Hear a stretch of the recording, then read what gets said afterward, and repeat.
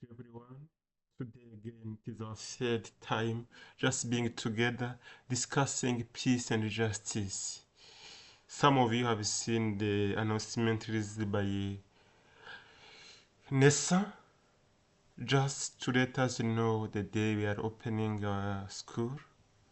And it is lucky that we are coming Friday. Then Saturday we are meeting as normal. So take through our content, our matters today. Previously, we discussed two topics, peace and justice. We saw the related concept on peace and justice. Previous one also we discussed what we can call good governance, democracy, rule and law, access to justice as indicator to peace and justice. The things, the most indicator for that there is peace or justice, there should be good governance, should be democracy, should be the set of rules and regulations to access that justice as indicator of peace and justice. So we have seen 8 major characteristics of good governance or democracy. When we talk democracy or good governance, we are not basing our concept in Africa or in Europe or in America or in Asia. No, we base it how the good governance and the democracy should be, without mentioning any country or any reign or regime. Rather, just what should be the good governance. Should be the rule of law. To have a good governance, that good governance should establish a kind of laws and rules. Regulations should be there to know the government has constitutions, has what guides this in all both boards, either justice, security, economic, social, and so on.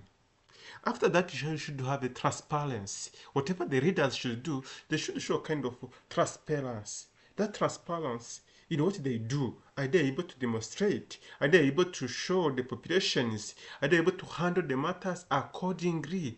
Even give this transparency in social media, information to be accessible to everywhere. The third one, you should have accountability. The good governance should have what we call accountability. This accountability is kind of just people be responsible on what they have been given. In Kinyarwanda, we usually do call it kubazwa inshingano. Am I responsible for the responsibilities entrusted to me as an individual, for the common good of society? After that, we have also called responsiveness. That response. How does it government or democracy react to that certain scenario or to that certain situation? And then you have a consensus. Ro, abagenerwabikorwa, are the government going to consult to people or to society for what they need, for what they need to achieve, or for what they need for their well-being? And it will have participation. Also, those abagenerwabikorwa, are they able to participate? For example, if the program is going to be established, the government should come to listen to population, to listen to the receivers. Then we have equity and inclusiveness. Just inclusive everybody without say that these are dedicated in a certain class in economic, but for the poor, the rich, the middle, all then they have to give them chance. If it's education for all, not for the rich, not for the one in region, but it should be education for all. It can still produce. So everybody get involved. Even those who are disability, have a disability, should have this opportunity. They also have effectiveness and efficiency to be those resources to be available, everybody to access them. This will help the country or a continent to have a good governance or democracy.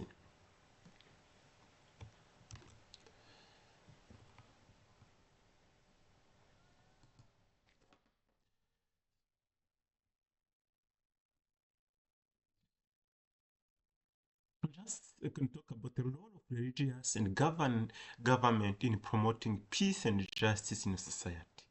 As people, we have our mentality, or we have our belonging. We belong to government, of course. And also we have a religion we belong. I may be a Muslim, I may be a Catholic, I may be a Protestant, I may be a Jehovah testimony, witness of Jehovah, and so on. But what is the role of these religious people and the government in promoting peace and justice in society? Because we saw to know that the government has good democracy or good governance is because there is some indicators of that, should be indicators of peace and justice. One of them is the rule of law, transparency, accountability, responsiveness, and so on. All these three of the Abrahamic faith contain strong warrants for peacemaking. There are past cases of mediation and peacemaking by religious leaders and institutions. For example, the World Council of Churches and the All African Conference of Churches mediated the short-lived 1972 peace agreement in Sudan. They have given certainly an example from the country of Sudan in Africa, where there was no peace, there was no justice. The government, together with the heads of the religions, met together. They discussed on the table what could bring justice to the people of Sudan, the Sudanese. In South Africa, various churches were at the vanguard of the struggle against apartheid and the peaceful transition. The most dramatic and most frequently cited case is the successful mediation the Rome-based community of Sant'Egidio achieved to help end of the civil war in Mozambique in 1992. Here also I have given us a very good example where there is a congregation in South Africa. When you talk in South Africa, we are not talking South Africa as a country itself. We are talking South Africa as a region where you find Mozambique, find Malawi, Zimbabwe, and South Africa itself. There is a congregation called Sant'Egidio. Is from Roman Catholic-based community. There is a war in Mozambique. These people are the one to be mediator between those who are fighting against the government and government. They stood in the middle to make peaceful transition. So you can see they played a big role. We even know Martin Luther King in South Africa what has done. Also is this kind, he was a mediator between the white and the black. Repeatedly citing these cases as the main points of reference distorts the reality of religious peacemaking. Most of the cases of the religious or faith-based peacemaking are less dramatic in their outcomes. Also, religious peacemaking is becoming much more common, and the number of cases cited is growing at an increasing pace. The field of religious peacemaking is also maturing. Douglas Johnston, president of the International Center of Religion and Diplomacy, has identified conditions in several conflict situations that lend themselves to faith-based intervention. Religion is a significant factor in the identity of one or both parts to the conflict. So we can see the religion still stands as the pillar between people or a group of people having a conflict, just to give reconciliation. We can even here in Rwanda have some examples. Used to call even it in Kinyarwanda komisiyo y'ubutabera n'amahoro. These are the region-based communities that they stand to put people together, to reconcile people together, so that they may have common understanding, they may have common line of doing things. Religion is a significant factor in the identity of one or both parts to the conflict. Religious leaders on both sides of the dispute can be mobilized to facilitate peace. It is Johnston also identified the attributes that religious leaders and institutions can offer in promoting peace and reconciliation, including credibility as a trusted institution, a respected set of values, moral warrants for opposing injustice on the part of governments, unique leverage for promoting reconciliation among conflicting parties, including an ability to rehumanize situations that have become dehumanized over the course of protracted conflict, a capability to mobilize community, nation, and international support for the peace process. As I have said, this is the warrant or the identity, the parts of that the religious leaders should take as just to minimize or to stop or to put an end the conflict and injustice that are dehumanizing human beings. An ability to follow through locally in the wake of a political settlement. You know, we have religion everywhere. In the communities, villages, these people, both they listen to religious leaders than the social media. You know, some people, they don't have social media, but Sunday or Saturday or Friday, they go to churches or mosques. So when they are there, the religious leaders can talk, can communicate, can give a message which can influence justice and peace to society. Bringing the spiritual dimension into the peacemaking process can create access to the more deep-seated affective base of the parties' behavior, enabling them to examine critically their own attitudes and actions. People's conflict behavior is often based on more emotional considerations and thus may not be changed simply by rational negotiation process and subsequent agreement. Religious resources are contained in the four main elements of which religion consists. Two critical elements in religious life that are centrally important to peacemaking are empathy and compassion. So as we saw, these two critical elements that we find in religion or religious, that people, they know how to teach sympathy or compassion or empathy, so that people, they may preach, you feel in the mood of having compassion towards someone or having empathy towards someone. And the values of typing into this attribute is readily apparent in effective religious peacemaking. This peace works builds upon and goes well beyond the book. Interfaith dialogue and peace building, which presented general principles to guide effective interfaith dialogue as well as profile of some of the leading organizations in the field. So we do here there is a conflict in the war between Christians and the Muslim crusades and so on. So the readers themselves, they don't take the part to tell their Christians or their fellows or their followers, please let us put an end to this conflict. We have a dialogue, peaceful building dialogue. Let us have interfaith dialogue. Interfaith dialogue is where the people, they have different faith, but they come together to be in common understanding, to put things in a sense that everybody will understand the faith of ones, so that they have harmony. In Rwanda, we have what you call the week of Christian unity of Christians. The week of Christian unity, which normally takes place on January, or the second week of January from 14th to 24.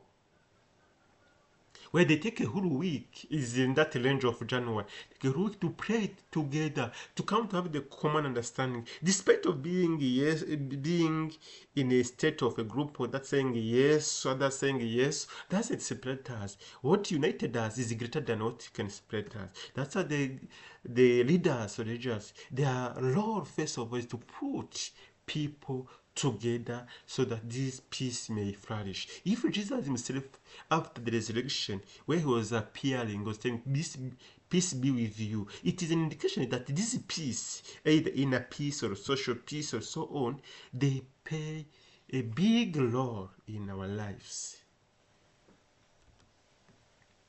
Through all employed religious approaches are used to solve problems and enhance justice and peace. The Kashmir case used interfaith dialogue. The Israel Palestine project describes an effort to develop a religious track to peace as a complement to diplomatic secular negotiations. The Iraq examples describes the establishment and operation of the Iraq institution of peace to promote interfaith community in that strife-torn country. The Nigeria cases describes training religious leaders in peacemaking. In this country of Nigeria, we have a war, fighting, conflict between Christian and Muslim. You know, it's a certain group we call it jihad and whatever. We call these people, they are kidnapping. It is in Nigeria is a case which you can find it there, but the leaders of these religions, they have responsibility to put the Muslim together and the Christian together. They stand in the middle as mediator between Muslim and the Christian. This is their role, to put them together.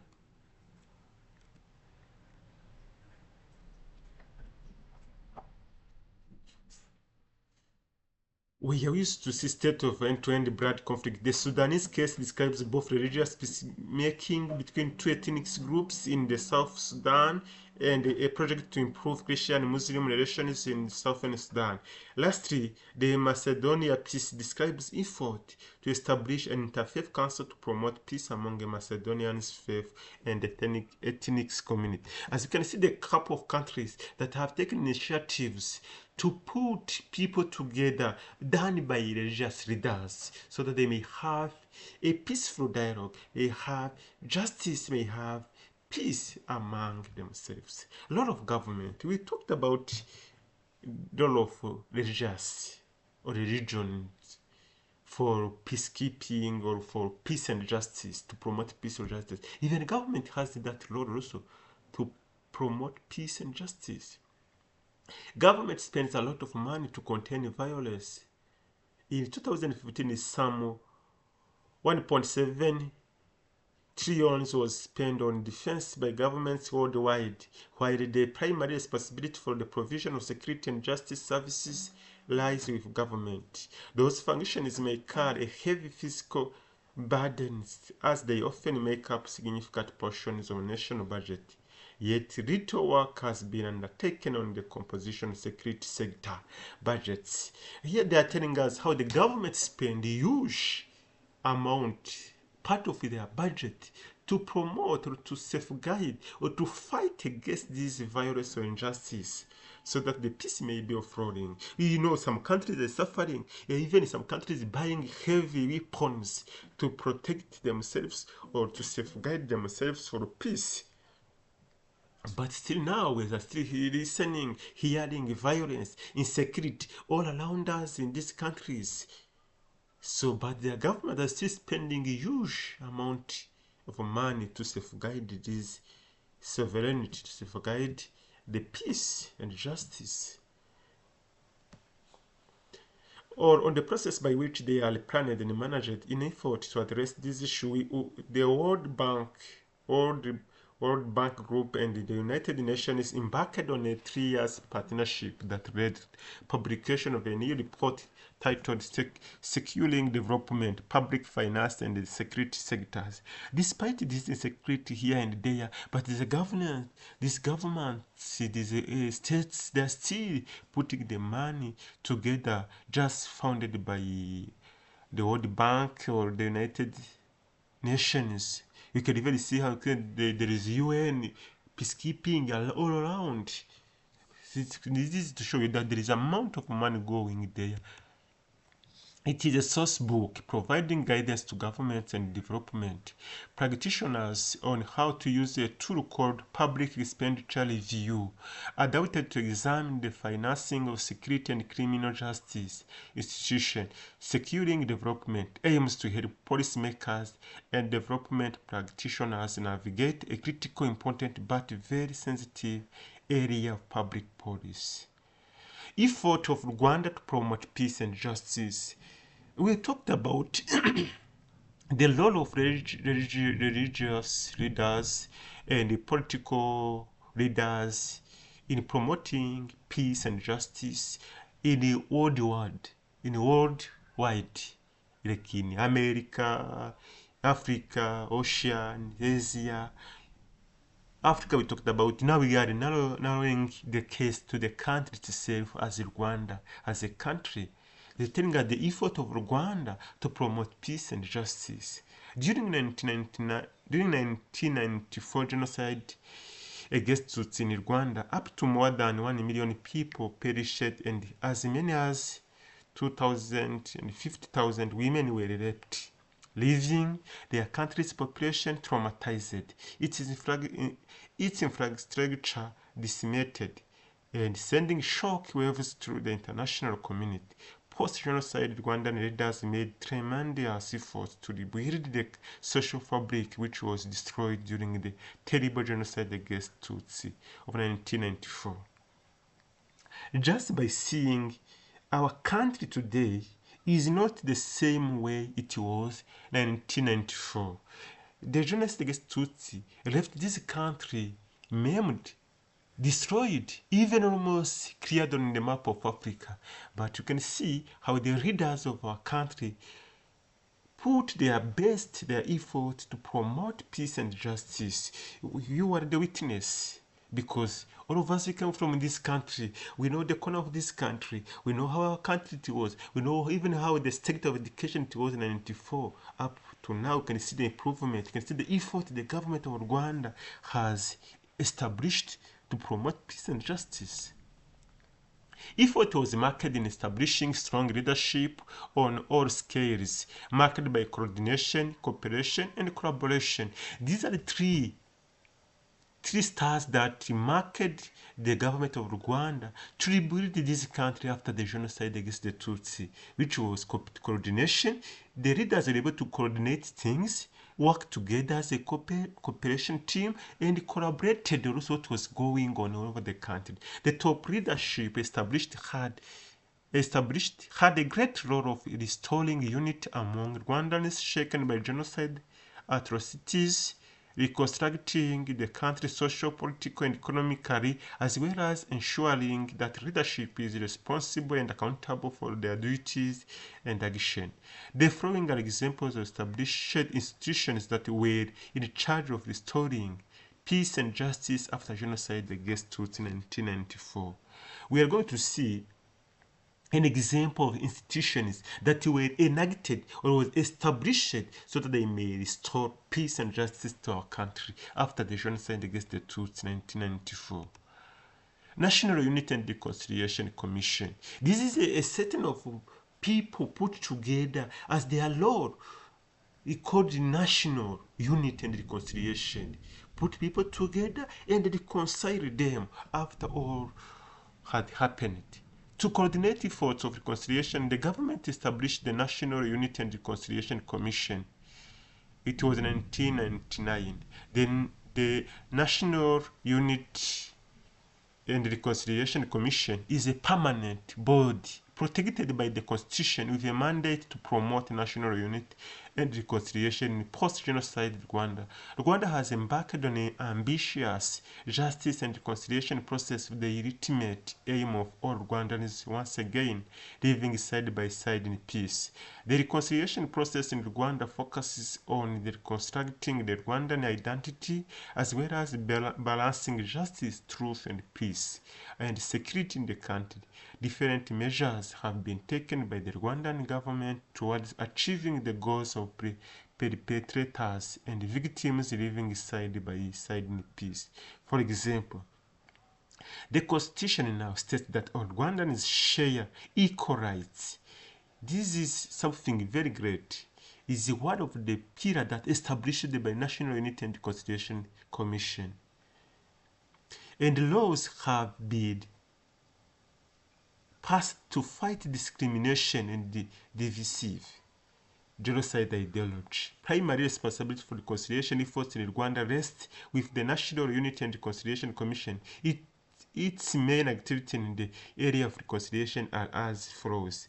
This commission was given the primary responsibility or priorities to follow so that the country may have peace and justice. The government of Rwanda established Ingando. Ingando was taken the leaders, teachers, those people who were having responsibility toward us. A program of peace education in solidarity camps.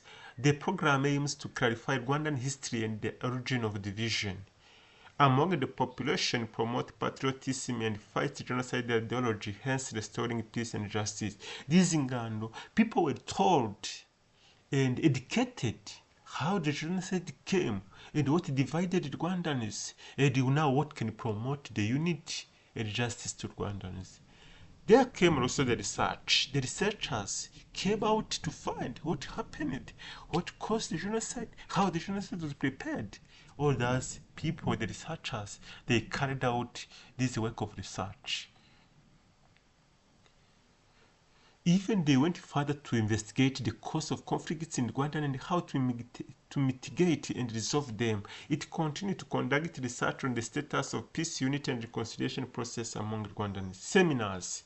People were given seminars. These are the way this commission used to promote peace and justice in Rwanda. Even put people together, that reconciliation and the unity to be.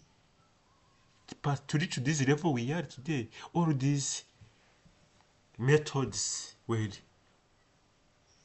done. These techniques and methods were employed to use so that we Rwandans may reach the level of unity and reconciliation. Training of grassroots leaders, political party leaders, youth and women, trauma counseling, conflict mitigation, resolution, and early warning system. National summits since 2000, several national summits have been organized on topics related to justice, good governance, human rights, national security, and national history. So, this takes us the end of this unit number 6, Peace and Justice. We are still celebrating in the Easter. I may say thank you. Happy Easter once more again. I wish you all the best in your holidays, and as you prepare to come back on Friday, I ask God to protect you, to grant you journey mercies, and to give you courage and wisdom and knowledge. See you. May God bless you as you prepare to come back to school.